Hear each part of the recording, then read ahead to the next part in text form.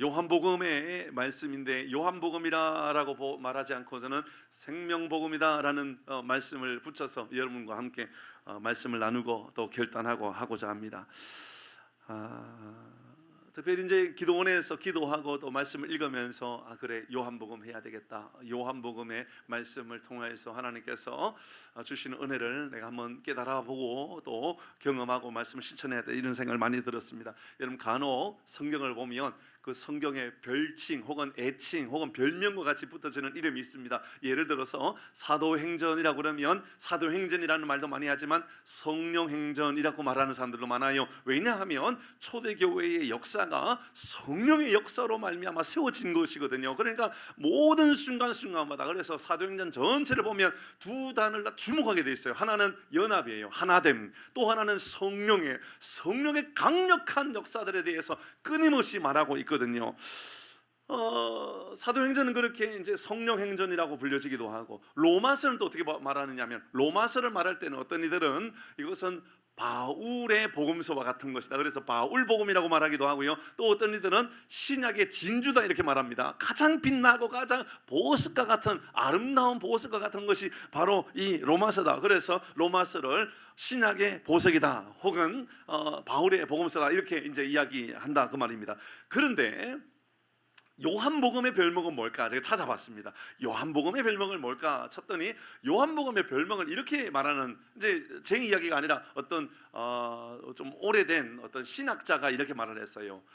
독수리 복음이다 이렇게 말했더라고요. 독수리 복음이다. 새 중에 가장 강력한 힘을 가지고 있는 게 이제 독수리, 가장 높은 곳에서 가장 멀리 날아가되 가장 빠른 속도로 가장 강력한 힘을 드러내는 독수리와 같은 것, 그게 바로 요한복음이다 이렇게 이야기한 겁니다. 그래서 성경 가운데 가장 강력한 역사, 가장 힘 있는 역사, 이런 어쩌면 죄송합니다. 여러분의 길은 어떻게 될지 모르지만 제가 최대한 노력을 하겠습니다만은 어쩌면 저도 피를 토하는 설교를 많이 하게 될지도 모릅니다. 이전보다 훨씬 더 저는 더 강력하게 이 요한복음을 설교할지도 모르겠다는 생각을 많이 가지게 되었습니다. 물론 오늘도 마찬가지입니다만은 그렇습니다. 그런데요, 저는 독수리 복음도 너무너무 와닿지만 제 마음 안에는 생명복음이라는 말이 참 좋겠다라는 생각이 들었습니다. 왜냐하면 요한복음을 읽으면 읽을수록 계속해서 생명에 대하여, 생명을 살리고 생명을 우리 가운데 어떻게 역사하는가에 대하여 너무너무 많이 나오는 거예요. 그래서 제 마음 안에 요한복음을 생명복음이다라고 제 마음에 이제 세우고 찾아보았습니다. 혹시나 저하고 비슷한 생각을 가지고 있는 사람이 있을까 해서 요한복음, 별칭, 생명복음 해가지고 이제 구글링 해본 겁니다. 세상에 제 생각하고 똑같은 사람이 많더라고요. 그래서 요한복음을 생명복음이라고 말하는 사람이 너무너무 많은 거예요. 제 생각이나 목사의 생각이나 신학자의 생각이나 다른 게 없는 겁니다. 똑같은 겁니다. 그리고 이제 성경을 찾아본 겁니다. 이제 하나하나 요한복음은, 물론 이제 요한복음을 한두 번 읽었겠어요. 요한복음을 읽으면서 요한복음을 다시 찾아보면서 생명에 대한 이야기를 어떻게 이야기하고 있는가. 그러니까는 요한복음의 생명에 대하여, 영원한 생명에 대하여 언제 어떻게 표현했는가를 조금 어느 정도 찾아보았습니다. 제일 먼저 중요한 것, 여러분께 한번 여쭤보십시다. 요한복음에서 가장 유명한 성경 구절은 요한복음 같이 합니다. 시작. 잠깐만 띄워주셔도 됩니다. 예, 시작. 독생자를 주셨으니 이는 그를 믿는 자마다 멸망하지 않고 영생을 얻게 하는, 생명을 얻게 하려 합니다. 우리가 영원한 생명을 얻게 하기 위하여 예수님이 우리에게 오셨다. 그러니까 우리가 잘 알고 있는 요한복음 3장 16절의 핵심은, 우리에게 하나님은 우리를 포기하지 아니하시고 우리를 영원한 사망에 두지 아니하시고 영원한 생명, 영생을 우리에게 주고자 합니다라고 분명하게 말씀하고 있죠. 요한복음을 이제 시작하면서 보면 아주 중요한 사건 중에 우물가에서 예수님께서 여인에게 지금까지도 5명의 남자가 있었지만 지금 사는 남편도 네 남편이 아니라고 했던 그 사마리아 우물가에서 사건입니다. 예수님께서 그 여인에게, 정오에 물을 떠러 온 여인에게 말합니다. 야, 나에게 물을 좀 달라. 그 여인이 말합니다. 내가 누군지 알면 나한테 물을 달라 할 수 없을 겁니다. 맞다, 너는 내가 누구인지 알면 나한테 물을 달라 했을 것이다. 예수님 얼토당토하는 얘기인 거예요. 나한테 물을 좀 달라? 내가 누군지 알면 물 달라고 말 못할걸요? 그래, 내가 너에게 주는 물을 마셔야 된다. 그 이야기가 4장의 이야기거든요. 4장 14절에 우물가에서 예수님 이렇게 말씀합니다. 시작. 내가 주는 물을 마시는 자는 영원히 목마르지 아니하리니 내가 주는 물은 그 속에서 영생하도록 솟아나는 샘물이 되리라. 예수님은 우리에게 예수님 주시는 물을 마셔야만 목마르지 않겠다라고 영원한 영생수는 예수님이라고 이야기하고 있는 거죠. 얼마나 중요한 이야기입니까? 중요한 이야기 앞에 이런 이야기합니다. 또 요한복음에서 중요하게 우리가 알고 있는 이야기 중에 오병이어 사건이 있지 않습니까? 예수님께서 수천 명입니다. 5천 명이라고 말하지만 사실 5천 명이 아니잖아요. 어린아이와 어른, 할머니, 할아버지, 여성, 아낙네 다 합치면 많은 학자들은 최소한 3만 명, 많게는 5만 명도 될 수 있다라고 이야기합니다. 그 사람이 저녁이 되었습니다. 먹을 게 없어요. 양식이 없는 겁니다. 그때 한 어린아이가 보리떡 5개, 물고기 2마리를 예수님께 가져와서 하는 이야기가 이거 있으니까 예수님 드십시오. 그러니까 예수님께서 축사하십니다. 나누어 주었습니다. 세상에, 이게 보리떡 5개, 물고기 2마리, 그게 얼마나 되겠습니까? 그런데 누가 먹어도 얼마나 되겠냐라는 이야기는 제자들이 했던 이야기거든요. 그런데 그걸 나누어 주었는데 모두가 다 먹고도 12광주리가 남았던 겁니다. 그때 예수님께서 분명히 기억하세요. 예수님께서 내가 주는 떡이거든요. 그러니까 예수님은 떡을 주셨단 말입니다. 그래서 수만 명이 먹었어요. 그런데 하시는 이야기가 떡을 주셔서 먹게 했던 예수님이 엉뚱한 이야기합니다. 요한복음 6장의 말씀에 25절에 이렇게 말씀합니다. 35절 시작. 예수께서 이르시되 나는 됐습니다. 예수님께서 분명히 오병이어 사건을 통하여 수만 명을 떡을 줬는데 떡을 준 그 사람들에게 하는 이야기가 야, 이건 먹으면 또 배고프다. 다 배부르게. 이러면 우리 하나님께서 우리에게요 양식을 주세요. 먹을 양식을 주신다고요. 삶에 필요한 것을 공급해 주셔요. 그런데 또 허기져요. 여러분, 얼마만큼 무자가 되면 우리는 만족합니까? 그렇지 않거든요. 또 배고파지는 거예요. 먹고 나도요, 화장실 한번 다녀오면 다시 배고파지는 게 우리 인생 아닙니까? 한 끼 두 끼만 굶어도요, 우리는 배고파지는 게 우리 인생이에요. 그때 예수님이 하시는 말씀이에요. 예수님께서 이르시되 나는 어떤 떡이라고요? 생명의 떡이다라고 말하는 거예요. 그냥 떡이 아니고 생명의 떡. 앞에는 영생하도록 하는 생명수, 영생의 물, 영원히 목마르지 않는 물. 그 다음에 다시 6장에서는 영원히 배고프지 않는 떡이라고 말하면서 내게 오는 자는 결코 줄이지 아니할 터이요 나를 믿는 자는 영원히 목마르지 않겠다라고 말씀합니다. 이 말씀하고 나서요 많은 사람들이 예수님 찾아왔어요. 하는 이야기가 예수님께 이렇게 말합니다. 야, 예수님 우리에게 왕을 세워야 되겠다. 왕을 세워야 되겠다. 그러니까 예수님 하시는 이야기가 너희들이 나를 왜 왕으로 세우려고 하는 줄 아니? 너희들은 내가 보여준 표적 때문이 아니야. 너희들 내가 준 떡 먹고 배불렀기 때문에 그런 거야. 사실 알고 보면 예수 믿는 사람들은 그런 경우가 많거든요. 교회 왜 다녀? 부자 되려고. 교회 왜 다녀? 건강에 연약함을 해결하려고. 나의 뭐 어떤 부족한 것들을 해결하기 위하여 교회 다니는 경우가 있는데, 근데 그건 다시 또 배고파진다 그 말입니다. 이러면 아픈 사람 다시 안 아파요? 치료하면 다시 안 아파요? 치료하고 나면 영원히 안 아픕니까? 이러면 잠자고 나면 해결되는 것처럼 보이지만 다시 피곤해지는 거예요. 사람은 일하면 다시 또 피곤해지고 다시 목말라 죽는 거예요. 그래서 많은 사람들이 우리는 나이가 들어간다, 혹은 우리가 삶을 살아간다 이렇게 말하는 것이 아니라 우리는 늙어간다, 우리는 병들어간다, 우리는 죽어간다 이렇게 표현하는 사람도 있다니까요. 어쩌면 그 표현이 맞는 거예요. 우리 모두는요 늙어가는 거예요. 죽어가는 거예요. 우리는 사망을 향하여 달려가는 인생일지 모르는 거예요. 그때 배고파는 그때, 모두가 목말라하는 그때 예수님께서 말씀하십니다. 내가 바로 생명의 떡이다. 내가 바로 영원한 생명수다. 이렇게 이야기하신 거예요. 뿐만 아닙니다. 이 말씀을 하신 이후에 8장 12절에는 또 이렇게 말씀합니다. 같이 읽습니다. 8장 12절 시작. 예수께서 또 말씀하여 이르시되 나는 세상의 빛이니 나를 따르는 자는 어둠에 다니지 아니하고. 어떤 빛이라고요? 그냥 빛이 아니에요. 예수님 말씀하신 것처럼 빛은 그냥 빛이잖아요. 빛이 뭐 생명이라고 누가 표현합니까? 근데 예수님이 빛을 생명이라고 표현합니다. 계속해서 생명의 빛, 생명의 떡, 생명의 물, 생명의 이야기를 계속하고 있는 거예요. 이러면 이것으로 끝납니까? 그렇지 않습니다. 이제 뒤로 가면 예수님께서 11장에 보면 나사로 사건이 나옵니다. 예수님의 친구처럼 여겨졌던 나사로가 죽었다네요. 근데 예수님 바로 안 가요. 그리고 예수님이 사흘 동안 이제 이 나사로가 무덤 안에 이미 매장해야 될 그때까지 예수님 안 가셔요. 그리고 나서 늦게나마 예수님 가셔가지고 하시는 이야기입니다. 예수님께서 이렇게 말씀하셔요. 11장 25절입니다. 같이 읽습니다. 시작. 예수께서 이르시되 나는, 상상할 수 없는 말을 하시는 거예요. 뭐냐면 여러분, 죽은 자가, 진짜 죽어서 무덤 안에 있는 자가 무덤을 열고 나온 사람을 본 일이 있습니까? 당시에 이런 이야기하는 예수 말씀은 기가 막힌 거예요. 아무도 못 알아듣는 이야기를 하시는 거예요. 아니, 누가 우리 가운데 죽은 자가 살아난 이유가 어디 있느냐라는 거예요. 아무도 이해하지 못하는 거예요. 그러니까는 하다못해 예수님께서 가장 사랑하는 나사로의 동생이었던 마르다나 마리아조차도 하는 이야기가 예 맞아요 예수님, 나중에 먼 나중에 주님 오실 날 우리가 부활할 줄 믿습니다. 신앙의 고백은 여기까지인 거예요. 지금 당장 예수님께서 다시 죽은 자가 살아난다라는 말을 이해를 못한 거예요.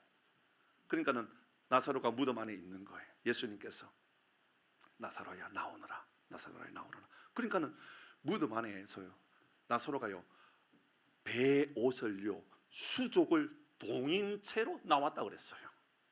그러니까 뭐냐면 죽은 것으로 누구나 인정하고 죽은 몸이었던 거예요. 무덤 안에 그냥 죽은 채로 있었던 거예요. 그러니까 죽은 척한 게 아니에요. 죽은 것으로 보인 게 아니에요. 그냥 죽은 거예요. 그러니까 나올 때 어떻게 나왔느냐면 배로 수족을 동인 채로 무덤에서 나왔다라고 이야기해요. 놀라운 거죠. 그 이야기를 하기 위하여 예수님하셨던 이야기는 나는 부활이요, 달리 말하면 생명이 죽어는 나에게 있다. 그리고 이어서 하시는 이야기가 부활이요 생명이라고 말씀하신 거죠. 이 모든 것을 정리하는 것, 그 말씀이 오늘 찬양팀 여러분이 찬양했던 그 찬양의 고백이에요. 일부러 그 찬양을 하지는 않았을 텐데 선곡을 누가 하셨는지 모르겠는데 집사님 하셨어요? 어떻게 그 이야기를 오늘 본문의 내용에 설교를 맞추어서 저는 정보를 준 일이 없거든요. 그래서 깜짝 놀란 거예요. 그냥 왜 이 찬양을 하지? 이런 생각이 들 정도로. 여러분, 오늘 본문의 말씀이 아니라 요한복음의 핵심과 같고 요한복음의 아주 중요한 이야기는 바로 이 이야기죠. 요한복음 14장 6절입니다. 같이 합니다. 시작. 예수께서 이르시되 내가 곧 길이요 진리요 생명이니 나로 말미암지 않고서는 아버지께로 올 자가 없느니라. 예수님이 하시는 이야기입니다. 내가 진리다, 내가 길이다, 내가 생명이다. 예수님만 생명이다, 예수님만 길이다, 예수님만 진리다. 정관사들을 다 앞에다 붙여놓고요, 내가 길이다, 나만 길이다, 나만 길이다. 진짜 길은 나다, 진짜 생명은 나다, 진짜 진리는 나다. 예수님께서 이런 말씀을 하신 거예요. 이게 요한복음의 핵심인 거예요. 그러니까 요한복음의 주제는 잘 돌아보면 다 생명이야, 생명이야. 생명의 물을 마셔야 된다, 그래야 목마르지 않는다. 생명의 떡을 먹어야 된다, 그래야지 영혼이 배고프지 않는다. 얼마나 많이 허기집니까? 제가 전에도 말씀드렸던 것처럼 제가 고아원에도 예전에 한 1년 동안 사역한 일이 있었어요. 고아원의 아들도요 항상 배고픈 거 아시죠? 먹을 게 부족해서 배고픈 게 아니에요. 사랑에 배고파서 배고픈 거예요. 비슷한 아이들이 있는데 저 소년원에 가면 있어요. 소년은 몇 년 동안 소년원 사역을 했는데 지금 이제 소년원 사역을 못 하고 있는 게 너무너무 아파요, 마음이. 근데 소년 아이들 보면요, 먹을 것을요, 와, 어떻게 저렇게 많이 먹을 수 있을까? 저거 볼 때는 저들이 음식에 목구멍으로 넘어가나 이런 생각이 들 수 있거든요. 저게 목구멍으로 저게 음식이 넘어가나, 지금 잠이 오나 이런 생각이 드는데 그렇지 않아요. 쟤네들은요 우리가 상상할 수 없을 만큼 많이 먹어요. 우리가 뭐 같이 가면 피자는요 기본 아이들 먹는 게 피자 한 판은 한 사람 앞에 한 판씩이고, 그리고 통닭은 2명이 하나를 이제 피자 한 판 먹고 이렇게 먹는 거예요. 그 우리는 봉사로 가는 사람들은 뭘 먹느냐면 김밥을 먹거든요. 왜냐하면 빨리 먹고 빨리 이야기를 나누고 기도해 줘야 되니까. 근데 우리가 먹고 있는 김밥에 탐을 내는 애들이 걔네들이에요. 그 김밥 저를 주면 안 돼요, 이렇게 이야기를 해요. 걔네들이 배고픈 게 아니에요. 허기짐은 그들의 영혼의 허기짐이에요. 인생의 허기짐이 있다라고요. 그들을 향하여서, 우리의 삶을 향하여서, 허기진 우리의 인생을 향하여 예수님께서 끊임없이 내가 주는 떡을 먹어야 된다, 내가 주는 빛, 그 생명의 빛 안에 거하여야 된다. 그러니까 내가 부활이고 생명이다. 여러분, 조금 전에 읽어드렸던 말씀은 한 번쯤이 아니라 얼마나 많이 들어본 이야기입니까? 그런데 이 모든 이야기가 다 요한복음에 들어있었던 겁니다. 그래서 저는 요한복음을 요한복음이 아니라 생명복음이라고 말하는 게 괜찮겠다라는 생각이 드는 겁니다. 그러면서 요한은 저 뒤에 요한복음 20장에서 요한복음을 왜 기록했는지를 설명해 줍니다. 요한복음을 기록한 이유가 31절에 이렇게 이야기합니다. 같이 읽어봅니다. 시작. 오직 이것을 기록함은 너희로 예수께서 하나님의 아들 그리스도이심을 믿게 하려 함이요 또 너희로 믿고 그 이름을 힘입어 생명을 얻게 하려 함이라. 두 가지. 예수가 하나님의 아들 그리스도이심과 구원자이심과 또 하나는 예수가 생명이심을, 예수를 힘입을 때에 생명을 얻게 된다라는 것. 그러니까 여러분 요한복음을요 다른 성경을 못 읽어도요 요한복음은요 목숨을 걸고 읽어야 돼요. 읽으면서 요한복음 안에 있는 생명을 얻을 수 있는 복이 있기를 주의 이름으로 축복합니다. 그 요한복음에 나오는 오늘 이야기 시작점은 이렇게 시작합니다. 오늘 두 가지 말씀을 드릴 거예요. 두 가지. 요한복음의 이야기가 아주 중요한데요. 여러분 사복음서가 뭐죠? 마태, 마가, 누가 맞죠? 공간복음이잖아요, 그죠? 요한복음 합쳐서 사복음서. 공간복음은 공관이에요, 공간. 그러니까 뭐냐면 공통되는 관점으로 쓰여진 책이 공간복음이에요. 그러니까 공간복음은 마태, 마가, 누가복음이에요. 그런데 요한복음은 공간복음에 넣지 않아요. 사복음서는 들어가는데 공간복음에 넣지 않고 마태, 마가, 누가복음은 따로 띄고 요한복음은 따로 분리해서 그냥 요한복음은 사복음서에 넣는 거. 이게 얼마나 중요한지 몰라요. 왜냐하면 마태, 마가, 누가복음의 중요한 것은요 출발점과 마침점이 같아요. 뭐 어떤 이야기냐면 다 비슷해요. 어떻게 시작하냐면 예수님이 어떤 족보다, 예수님이 어디서 태어났다, 예수님이 어릴 때는 어떤 모습이었다, 예수님이 어떤 일을 행하셨다, 예수님이 어떻게 죽으셨다, 예수님이 어떻게 부활하셨다. 공간복음의 내용은 이렇게 진행됩니다. 요한복음은 거두절미하고 태초에 말씀이 계시고 그분이 예수님이고 그분이 우주 만물을 만드셨다. 예수님에 대한 이야기는 앞에 어떻게 했다, 어떻게 태어났다, 어떤 족보다 아무 설명이 필요 없다. 예수님은 생명이다. 이 말을 하고 싶은 거예요.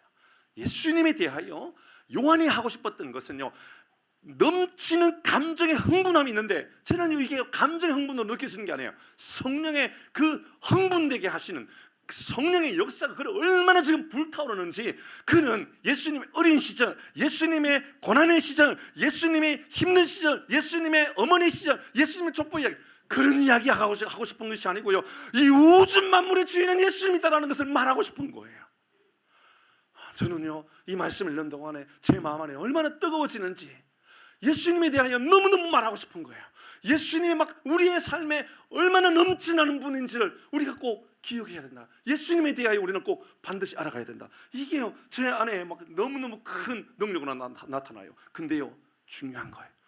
그래서 말하고 싶었던 요한복음의 1장 첫 시작은 태초에 하나님에 계시니라, 그 하나님이 태초에 하나님에 계시는 말씀이 있고 그분이 예수님이다. 오케이, 다 이해했어요. 그리고 나서 뭘 말하고 싶은데 3절의 말씀에 보면 이렇게 이야기합니다. 시작. 만물이 그로 말미암아 지은 바 되었으니 지은 것이 하나도 그가 없이는 된 것이 없느니라. 요한이 말하고 싶었던 첫 번째는 하나님이 만드셨다라는 거예요. 우주 만물은 다 하나님이 만드셨다라는 거예요. 좀 다르게 말해 볼까요? 이 우주 만물의 주인은 하나님이라는 거예요. 우리 행세를 하는데 여러분 주인 행세를 하지 마셔야 돼요. 우리는 주인이 아니에요. 우리는 청지기일 뿐이에요. 하나님이 이 땅을 만드셨을 때에 하나님께서 우리에게 맡기신 것이지 너희가 이거 주인해라라고 하신 일이 없어요. 어떤 이들은 이 말씀이 부담스럽게 다가오는 사람이 있을 거예요. 왜냐하면 내가 주인인데 예수님께서 주인이라는 거예요. 자, 이거 한번 마음에 한번 새겨 보십시다. 내가 뭘 가지고 있어요. 컵을 가지고 있든지 뭘 가지고 있어요. 근데 누군가가 갑자기 나타나가지고 그거 내 거야 라고 말하면 얼마나 마음이 힘듭니까? 이건 내 건데 내가 돈 주고 샀고 내가 열심을 다해서 내가 내 자녀를 낳았고 내가 내 집을 샀고 내 모든 것을 가졌는데 갑자기 누군가가 나타나가지고 그거 내가 너한테 맡긴 거지 내가 그거 너 주인으로 삼으라고 그랬니? 라고 말하면 얼마나 힘듭니까? 받아들이기 어려운 거예요. 그 이야기는 마태복음, 마가복음에서 말씀해 보면 어떤 이야기로 나오느냐 하면 어떤 한 주인이 있었어요. 그 주인이 이 종들에게 땅을 맡겼어요. 맡기면서 먼 여행을 떠난 거예요. 그리고 종을 보내가지고 야 어떻게 했는지 잘 확인해봐라. 확인해봐라. 그래서 종을 보내가지고 확인해보니까는 이 종들이요 기분 나빠하면서 이 종을 주인이 보낸 종을 죽여버리네. 그러니까는 주인이 볼 때는 야 이거 황당한 거예요. 얼마나 답답해요. 그러니까는 이 주인이 안 되겠다. 내 아들 상속자인 내 아들을 보내야 되겠다. 그러면 함부로 하지 못하지 않을 거야. 그래서 이 주인이 아들을 보내가지고 확인하라 그러니까 이 아들을 향하여서 종 이놈들이 하는 이야기가 저 상속자니까 저거 죽이면 이거 내 것이 되겠네 라고 이야기하면서 주인의 아들을 죽이게 된 거예요. 누구 이야기입니까? 바로 예수님의 이야기예요. 예수님은 선지자를 통하여서 예수님 많은 믿음의 사람들을 통하여 하나님께서 이 땅에 우리에게 청지기를 잘 감당하고 있는가 돌아보라고 이야기합니다. 그런데 그 보냈던 선지자든 제사장이든 다 멸시해버리고 없이 하려고 애를 쓰는 거예요. 저것만 없으면 내가 내 마음대로 살 수 있는데 저것만 없으면 내가 내 뜻대로 살아갈 수 있는데 계속해서 이런 일이 나는 거예요. 그러니까는 주인이 예수님을 보내는 거예요. 예수님도 없이 하려고 하는 거예요. 예수님만 없으면 다 내 것이다라고 생각하는 거죠. 자, 여기까지 들었어요. 내 삶은 어떻습니까? 여러분 혹시나 여러분의 삶의 주인은 누구입니까? 여러분의 생각의 주인은 누굽니까? 여러분의 시간의 주인은, 여러분의 육신의 주인은 누굽니까? 여러분이 가지고 있는 것의 주인은 누구입니까? 이 말을 우리에게 먼저 하는 거예요. 요한복음은 잘 기억하셔야 돼요. 요한복음은 우리에게 제일 먼저 소유권이 누구에게 있느냐를 먼저 우리에게 질문하면서 시작하는 말씀이라고요. 얼마나 어려워요. 그러니까요 제가 참 존경하고 제가 말씀을 참 예전에는 많이 들었는데 지금은 뭐 잘 듣질 않아요. 근데 뭐 들을 기회도 잘 없고요. 근데 예전에 아주 유명한 목사님 중에 박영선 목사님이라고 있어요. 박영선 목사님, 저 잠실에서 목회하셨던 아주 대단한 분입니다. 아주 정말 뭐 얼마나 훌륭한 분인지 몰라요. 그분이 하는 이야기예요. 자기 평생에 설교를 하면서 제일 어려운 성경은 요한복음이었다라고 얘기해요. 제가 볼 때는요 처음에 요한복음을 설교할 때요 제게는요 너무 쉬웠기도 했고 너무 제 마음 안에는 열정도 넘쳐나는 말씀이었어요. 그런데 저는 박영선 목사님의 이야기에 100% 공감하게 되었어요. 요한복음 너무 어려워요. 그런데 다 이해는 할 수 있는 말씀이에요. 기가 막힌 게 바로 요한복음이에요. 여러분 처음에 그 요한복음이 우리에게 알려주는 것은 가치관의 시작점이에요. 가치관, 세계관의 시작점이에요. 뭐냐면 주인이 누구냐부터 시작하는 거예요. 여러분의 삶을 점검해야 돼요. 주인이 누구냐 하면 쉬워져요. 하나님이면 나는 청지기라 되는 거예요. 내가 청지기라는 생각을 가지게 되면 오늘 본문의 말씀은 얼마나 쉬워지는 거예요. 다시 말씀드리죠. 그러니까 사람들이요 난 지금까지 주인이었잖아요. 내가 주인이었잖아요. 근데 예수님께서 갑자기 오셔서 내가 주인이야, 내가 만들었어. 그러니까는 사람들이 받아들이지를 못하는 거예요. 죽이거나 아니면 없이 하거나 아니면 못 믿겠다 그러는 거예요. 그러니까 요한복음에 요한복음 시작하면서 제일 먼저 나오는 게 뭐냐 하면 생명이신 그분, 창조주이신 그분이 왔다. 근데 못 받아들이는 거예요. 그러니까 1장 11절부터 먼저 이 이야기부터 먼저 한 거예요. 11절 같이 읽습니다. 11절 시작. 됐습니다. 어디 땅 왔다고요? 보세요. 예수님은요 자기 땅에 온 겁니다. 우리에게 왔어요. 예수님께서 여러분의 마음에 들어오셨어요? 여러분에게 온 게 아니에요. 자기 땅에 온 거예요. 자기 땅. 예수님께서 다스리실 땅에 온 거예요. 주인 행사하지 말라는 거예요. 우리 감정도요. 그러니까 내 마음대로 하면 안 되는 거예요. 내 감정대로 하면 안 돼요. 내 경험대로 하고 내 뭐 성질 나는 대로 하면 안 돼요. 그런 경우가 얼마나 많아요. 내가 기분 나쁘면 막 기분 나쁜 대로 행동하고 화나면 화난다. 왜 그럴까요? 아직 내가 살아있거든요. 내가 예수님이 살아있는 게 아니고 내가 살아있는 거예요. 그러니까 예수님이 제일 먼저 세계관부터, 그러니까 철학 자체, 그러니까 우리의 가치관을 먼저 뒤흔들어 놓는 거예요. 자기 땅에 왔다라고. 남의 땅에 온 게 아니에요. 자기 땅. 예수님께서 당신의 땅에 오신 거예요. 그러면서 시작, 오매 시작. 자기 백성이 용접 안 한다니까요. 사람들이 용접 안 해요. 왜 용접 안 하느냐예요. 내 땅인데 당신의 땅이라고 이야기하는 분이 왔다 그 말입니다. 예수를 믿는다라는 것은 여기서 시작된다라는 것을 우리에게 알려준다 그 말이에요. 예수 믿는 것은요 내가 기도해서 뭘 얻는다 그게 예수 믿는 것 시작이 아니에요. 내가 예수를 믿는다라고 하는 것은 예수로 말미암아 뭘 부유해지고 뭘 대단한 것을 얻고 그게 예수 믿는 게 아니고요. 예수 믿는다라는 시작은 바로 내게 주인은 예수님입니다. 내 삶을 다스리시는 이는 예수님입니다 라는 것으로부터 시작된다라는 것을 우리에게 알려주고 있죠. 12절 말씀. 그런데 완전히 이제 가치관을 바꾸는 거예요. 12절 시작. 영접하는 자 곧 그 이름을 믿는 자들에게는 하나님의 자녀가 되는 권세를 주셨으니. 자, 하나님의 자녀가 되었으면 상속을 받아요, 못 받아요? 받는 거예요. 생각이 다 바뀌어지는 거예요. 이제 세계를 바라보는 가치, 분명히 내 거예요, 내 거. 그런데 주인 행세하지 않는 내 거라고요. 이게 내 거. 하나님께서 기뻐하실 만한 삶을 살아가기 위하여. 기가 막히잖아요. 영접하는 자, 아무도 영접 안 하려고 그래요. 근데 영접하기만 하면 하나님의 자녀로 살게 된다. 그러니까 기독교의 시작은 어디 있느냐? 영접부터 시작하는 거예요. 예수님을 받아들이는 거. 예수님이 주인이십니다. 예수님이 창조하셨습니다. 여러분 요한복음을 읽을 때요 꼭 기억하십시오.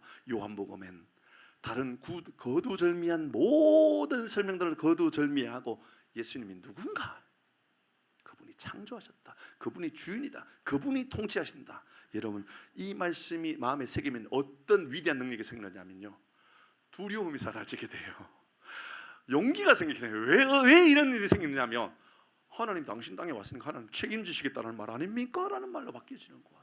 사랑하는 교회 여러분, 여러분의 소유권을 하나님께 맡겨드리고 여러분의 삶을 하나님께서 다스리심으로 인하여 이제는 근심은 사라지고 두려움은 사라지고 하나님께서 주시는 평강의 복을 누리는 우리 모든 교우들 되기를 주의 이름으로 축복합니다. 아멘. 두 번째 한 가지 더 이야기. 두 번째 4절 말씀, 오늘 본문의 4절 말씀은 예수님에 대하여 이렇게 설명하고 있습니다. 4절 시작.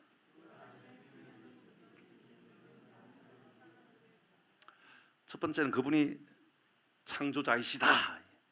창조자이시다. 그 다음에 이야기가 그분은 생명이다 라고 이야기하고 있어요. 예수님이 생명이고 생명이 빛이고 예수 안에 있으면 생명을 얻는다라고 이야기했어요. 그러면 예수 안에 있지 않는다면 어떤 일이 생길까요? 아무리 밝은 옷을 입어도 여전히 어두운 것이고, 아무리 진하게 화장을 한다 할지라도 여전히 어두운 것이고, 눈부신 보석을 하고 살아간다 할지라도 여전히 어둡다라고 사망을 향하여 살아가는 것이다라고 이야기하고 있는 거죠. 자, 잘 기억하셔야 돼요. 저는 이 말씀 묵상하면서 이렇게 말하는 사람이 있는가 했더니 없어요. 다행히. 다행인지 모르겠어요. 이 말을 하는 사람은 없더라고요. 말씀 묵상하면서 제 마음 안에 들었던 가장 강력한 것은 바로 무엇이었느냐면, 아무리 진한 화장을 하고 살아가도 평생 삶을 살아가면서 쌓여왔던 표정은 화장으로 숨길 수 있을까요? 없을까요? 없어요. 화장으로 표정을 가리려고 하면 가리려고 할수록 화장은 변장이 되고 말아요. 어떤 이들은 그래서 내 감정을 다 속이고 교회 안에서 손뼉치며 춤추며 찬양하는 것을 가면 무도회라고 부르기도 해요. 예배드리는 것이 아니라 변장술에 익숙한 가면을 쓴 사람들의 무도회, 그게 우리의 예배가 될 수도 있다. 우리는 화장으로 우리의 평생에 쌓아왔던 얼굴, 표정을 숨길 수 있다라고 생각하십니까? 묘하게 감정이나 우리 마음이 악하면 악할수록, 어두우면 어두울수록, 화장을 진하게 하면 진하게 할수록 예뻐지는 것이 아니라 추하게 보이기 시작해요. 뭘 얼마나 숨기고 싶으며, 뭘 얼마나 감추고 싶으며. 어떤 이들 가운데 이런 경우들이 있습니다. 나의 연약함과 부족함을 옷으로 해결하고 싶은 거예요. 내 삶의 행동은 시궁창 같아요. 너무 더러워요. 그래서 내 입에서 나오는 것만 막 비난의 말을 하고 악한 말을 하고 거짓말을 하고 욕망을 드러내고 내 안에 있는 막 입술에 있는 모든 더러운 것들 다 드러나요. 근데 이게 숨기고 싶은 거예요. 좋은 옷을 입어요. 명품 옷을 입어요. 좋은 차를 타고 좋은 집에 거하고, 그러면 내가 숨겨질 수 있다고 생각해요. 하나도 숨겨지지 않아요. 예수님의 생명이라고 하는 것, 그 안에 생명이 있으니라고 하는 것은 달리 말하면 겉으로 볼 때는 별로 볼품이 없어 보이고, 이곳에 계시는 분들 가운데 겉으로 볼 때는 부자도 아니고 몸도 그렇게 어떻게 아픈 때가 많고 상처가 어떻게 그렇게 많고 눈물 날 일들이 어떻게 그렇게 많은지 몰라요. 근데 그를 만나보면 이상하게 행복이 있어요. 그는 이상하게 생명이 있어요. 그는 이상하게 능력이 나타나요. 그 안에 생명이 있었으니, 이 말은 예수님이 그하면, 예수님이 우리 삶에 임하면 제일 먼저 나타나는 변화는 생명력부터 회복된다, 그 말입니다. 저는 우리 모두가 생명력 있는 삶을 살아가시기를 바랍니다. 여러분과 대화하고 여러분을 만나면 누군가는 생명을 막 회복하게 되는 거예요. 자, 이제 점검해 보십시다.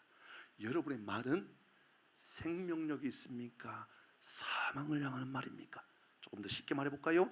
여러분의 말은 누군가를 상처 주는 말, 누군가를 상처를 입히고 누군가를 고난과 아픔과 누군가를 절망에 빠지게 하는 말 가운데 있습니까? 아니면 가진 것 없어도 부족하고 연약하고 너무너무 부족한 것밖에 없는데 이상하게 그 사람을 만나면 좋아요. 계속 만나고 싶어요. 또 만나고 싶고 또 대화하고 싶고, 아무리 멀어도 가서 대화하고 싶고, 아무리 멀어도 그 교회 가고 싶어요. 우리 교회 그런 교우들이 있어요. 꽤나 멀리 있는데도 불구하고 매주 교회 와요. 정말 저 멀리에서도 올 수 있을까 할 사람들이 있어요. 그런데 저는 그런 생각을 가져봐요. 제가 목회하면서, 저는 사역하면서 제가 주목해야 되는 한 가지는 생명력 있는 교회를 세워가야 한다, 그 말이에요. 여러분도 기억하셔야 돼요. 예수님은 그 안에 생명이 있다고 말은, 예수님 안에 있는 사람은 사망을 향하여 가는 것이 아니라 생명을 향하여 가는 사람이 된다, 그 말이에요. 우리의 행동도 점검하십시다. 우리의 행동은 우리 주변에 있는 사람들, 그러니까 여러분 뭐 동창이든 친구든 형제든 다 좋아요. 막 싸우기도 해요. 명절 때 싸우지 않았나 모르겠어요. 형제들끼리 막 싸우는 경우들이 있거든요. 뭐 이게 맞다 저게 맞다, 뭐 하이 뭐 나중에 우리 어머니가 아버지가 떠나면 뭐 이 재산 뭐 누가 가지고 뭐 하여튼 뭐 수만 가지로 싸우는 일이 있다 할지라도 생명 안에 있다면 싸움이 아니라 서로 화합을 이루고 서로 용납하게 되고 서로 위로하게 되는 생명력이 있다, 그 말이에요. 그런데 이상한 거예요. 예수 안에 없으면 사망을 향하여, 세상 사람들이 말하는 것처럼 죽음을 향하여 가는 그 길뿐이라는 것이지요. 오늘 성경은 우리에게 두 가지를 이야기하는데, 첫 번째는 그분이 만드셨다, 그분이 생명이다, 이 이야기를 우리에게 알려주고 있는 것이죠. 사랑하는 교우 여러분, 여러분의 행동이나 말이 여러분 주변에 있는 사람들을 불쾌하고 답답하고 상처를 주는 말이 아니라 생명을 회복하게 되고 은혜가 나타나게 되고, 나 때문에, 내 주변에 있는 사람들 때문에, 우리 교회 때문에 우리 주변에 있는 사람들이 너무 행복해지는 은혜가 임하기를 주의 이름으로 축복합니다. 제 꿈은, 저희 교회를 향한 하나님께서 저에게 주시는 꿈은 오늘 이 말씀을 통하여 너 생명 있냐, 생명력 있냐. 우리 하나님 아버지의 뜻이 어디 있는 걸까요? 우리 교회를 향한 여러분의 삶을 통하여 우리 하나님 아버지의 뜻, 그 뜻이 어디에 있을까요? 요한복음 6장 40절에 말씀을 보면 하나님 아버지의 뜻이 있다고 그랬어요. 그 뜻이 뭔지 40절 시작. 내 아버지의 뜻은 아들을 보고 믿는 자마다 영생을 얻는 것이야. 그렇다니까요. 생명을 얻는 거예요. 우리 하나님의 뜻은요, 우리 안에 절망을 주는 것이 아니라 생명을 주는 거예요. 여러분의 삶도 그렇게 만들어 가야 되는 거예요. 말씀을 마무리하려고 합니다. 최근에 한국 사회뿐만 아니라 전 세계 사회가 좀 시끄러운 이야기가 많아요. 저 중동의 전쟁 이야기나 저 러시아의 전쟁, 이건 뭐 너무 오래되었는 이야기고, 근데 최근의 이야기를 볼까요? 한국의 뭐 무한의 비행기 뭐 그것도 뭐 그래요. 그런 이야기가 있었고요. 그 이후에 한국은 막 쑥대밭이 되어가고 있어요. 지금 막 그 이전부터 세상에, 여러분이 모르겠어요. 제 삶은 그랬어요. 제 삶에는 옛날에 저 세월호 때보다도 지금 훨씬 더 사회적으로는 불안하고 쑥대밭이 되고 있는 것 같아요. 왜 이렇게 다 분열이에요? 맨날 나누는 거예요. 맨날 싸우는 이야기밖에 없어요. 정치든 교회든 학교든 다 싸우는 이야기예요. 똑똑해도 똑똑한 사람끼리 싸우고요. 그냥 예수님도 예수님끼리 싸우고요. 목사도 목사들끼리 싸우는 이야기밖에 없어요. 지금 저는 너무 절망스러워요. 묻고 싶어요. 예수 안에 있는가 우리가? 예수 안에 있는가? 미국이 제가 전에 한번 한 2주 전인가 말씀드리면서 그 이야기 드렸던 것 같아요. 미국이 저 LA 서부 지역에 미국 서부 지역에 화재가 불이 났잖아요. 불이 나가지고 LA 인근 지역에 얼마나 큰 불이 났는지 당시 제가 말씀드리면서 여러분 피해액이 한 100조 정도 된대요. 100조라는 말씀 드렸어요. 그러면 아무도 감흥이 없잖아요. 100조라는 것은 우리가 그릴 수 있는 돈도 아니고 생각해 본 일도 없는 돈이잖아요. 100조. 집사님 100조 만져보셨어요? 100조. 저는 일하지 않는 100조입니다.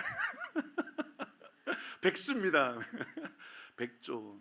근데 제가 어제 LA 소방청 홈페이지에 들어가서 확인했더니 피해 예산액이 400조. 미국 경제적으로 상당히 엄청난 큰 타격이 맞게 될 거예요. 한국뿐만 아니라 전 세계를 막 힘들게 할 거예요. 분명히 우리도 그럴 거예요. 근데 여기서 끝나지 않아요. 미국의 그 화재는 LA 화재는 25일 만에 진화가 되었어요. 그런데 조금 더 내려가면 LA에서 조금 더 내려가면 샌디에고가 있거든요. 거기 지금 불이 9일째 나고 있어요. 그 불이 멕시코 국경까지 번져가 있어요. 지금 그것도 꺼지지 않고 있어요. 미국의 헬기하고 비행기하고 부딪혀가지고 사고 나서 수십 명이 죽었어요. 어제 뉴스에는 또 의료용 비행기가 떨어져서 또 죽었어요. 한국의 김해에도 무안에도 자꾸 이런 이야기가 들려져요. 뿐만 아니라 여전히 전 세계 내라는 수십 군데의 나라에서 전쟁 중에 있어요. 예수 안에 있지 않으면 영원한 생명을 얻을 수 없어요. 여전히 우리 사회는 불안한 사회고, 여전히 우리 사회는 아무리 좋은 사회가 되어도 사망을 향하여 가는 길이라고요. 처음에 말씀드렸잖아요. 우리 모든 인생은 죽음을 향하여 늙어가는 인생이라니까요. 여러분 나이가 이제 50 넘어가거나 뭐 어떤 사람은 40이라고 말하는데 이제 우리는 100세 시대니까 55로 하십시다. 50쯤 되면 좋아지는 게 많아질까요? 안 좋아지는 게 많아질까요? 어떻게 그렇게 잘하실까요? 여러분 이제 좋은 일들로 인하여서 기쁜 소식들이 많아질까요? 아니면 안 좋은 일들로 인하여 병원에 가는 이야기들, 뭐 힘든 이야기들 많아질까요? 우리 모든 인생은 죽음을 향하여 가는 길일지 몰라요. 진짜 절망을 향하여 가는 일일지 몰라요. 오늘 이 시간에 우리에게 말씀합니다. 내가 이 우주 만물을 만들었다. 그 안에 있으면 생명을 얻는다. 영원한 생명이 우리 가운데 임하기를 주의 이름으로 축복합니다. 아멘. 우리 같이 찬양할까요? 나의 안에 거하라 찬양하십시다.